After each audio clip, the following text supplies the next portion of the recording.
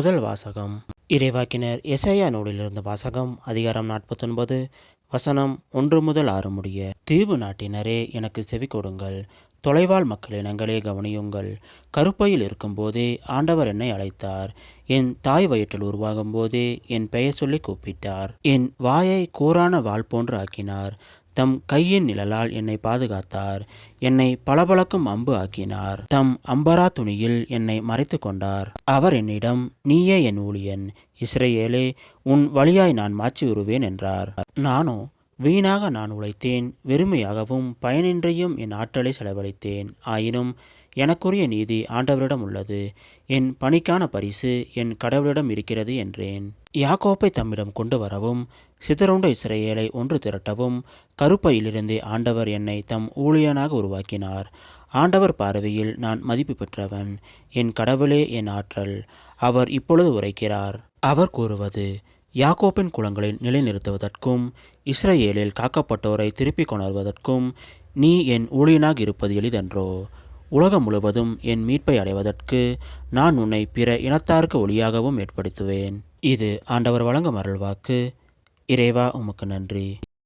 இன்றைய இரண்டாம் வாசகம். திருத்தூதர் பணிகள் நூலிலிருந்து வாசகம். அதிகாரம் 13, வசனம் 22 முதல் 26 முடிய. அந்நாட்களில் பவுல் கூறியது, கடவுள் சவுலை நீக்கிவிட்டு தாவீதை இஸ்ரேலுக்கு அரசராக ஏற்படுத்தினார். அவரை குறித்து, ஈசாயின் மகனான தாவீதை என் இதயத்துக்கு உகந்தவனாக கண்டேன். என் விருப்பம் அனைத்தையும் அவன் நிறைவேற்றுவான் என்று சான்று பகர்ந்தார். தாம் அளித்த வாக்குறுதியின்படி கடவுள் அவருடைய வழிமரபிலிருந்தே இஸ்ரேலுக்கு இயேசு என்னும் மீட்பர் தோன்ற செய்தார். அவருடைய வருகைக்கு முன்பே யோவான், மனமாறி திருமுழுக்கு பெறுங்கள் என்று இஸ்ரேல் மக்கள் அனைவருக்கும் பறைசாற்றி வந்தார். யோவான் தம் வாழ்க்கை என்னும் ஓட்டத்தை முடிக்கும் தருவாயில், நான் யார் என நீங்கள் நினைக்கிறீர்களோ அவர் அல்ல நான். இதோ, எனக்கு பின் ஒருவர் வருகிறார்.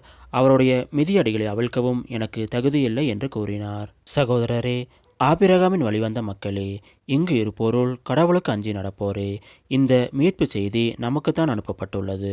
இது ஆண்டவர் வழங்கும் அருள்வாக்கு. இறைவா, உமக்கு நன்றி. இன்றைய நற்செய்தி.